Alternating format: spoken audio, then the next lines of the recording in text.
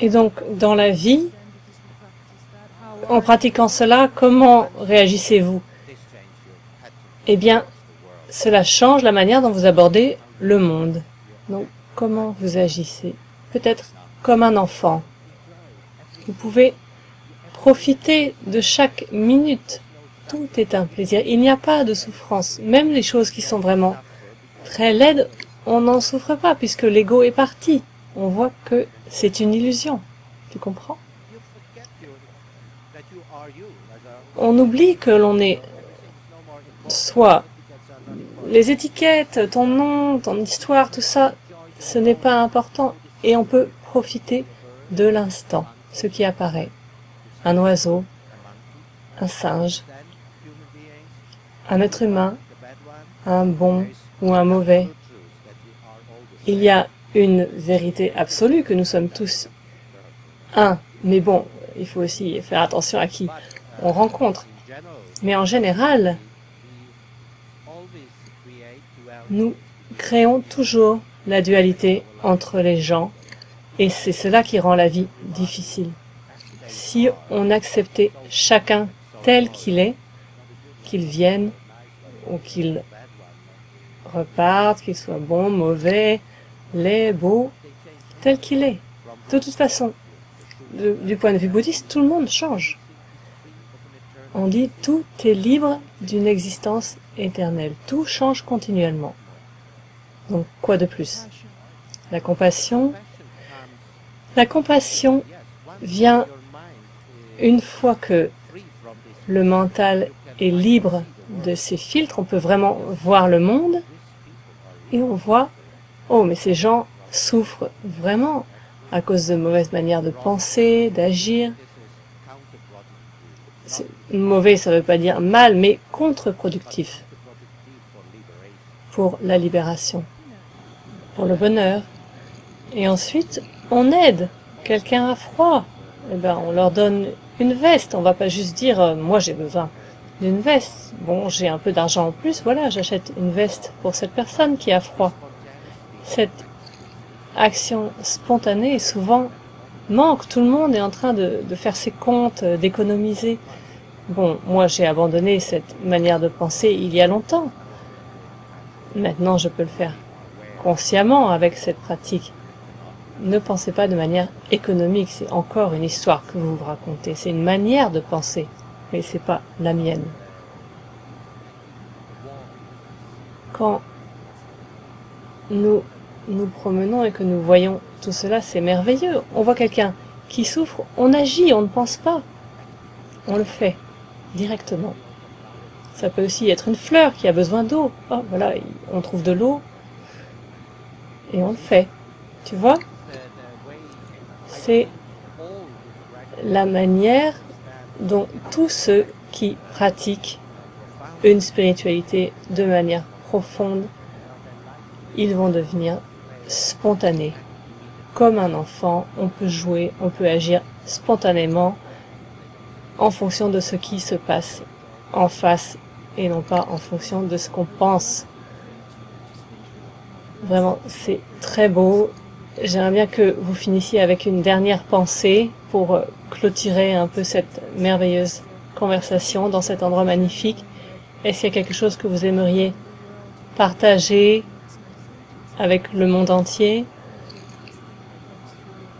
Quelquefois, il y a quelque chose qui descend et qui a envie d'être exprimé. Sans vous mettre la pression, hein? C'était vraiment extra. Eh bien, tendez l'oreille et regardez. Voilà, juste ça. Je peux pas donner de préceptes. C'est aussi intéressant d'entendre les idées des autres. Je dirais, du point de vue bouddhiste, l'opinion, qu'est-ce que c'est? C'est le résultat d'informations que j'ai reçues et ma capacité de manipuler cette information. Mais ce n'est pas la vérité absolue. Donc, peut-être que juste le silence est parfait. Et d'écouter vraiment. Écouter, voir, au-delà de l'apparence, je dirais, ressentir de la joie de percevoir tout ce qui est. Je ne veux pas dire faites ceci ou cela, ma manière ou une autre. Faites l'expérience vous-même et libérez-vous de ce qui vous empêche de profiter du monde. Venez me voir. Oui, venez à cet endroit incroyable, Koyasan. Si vous n'avez pas encore trouvé le paradis, venez me rencontrer ici. Ici, c'est incroyable. J'ai senti une énergie similaire à Hawaï, à Kauai.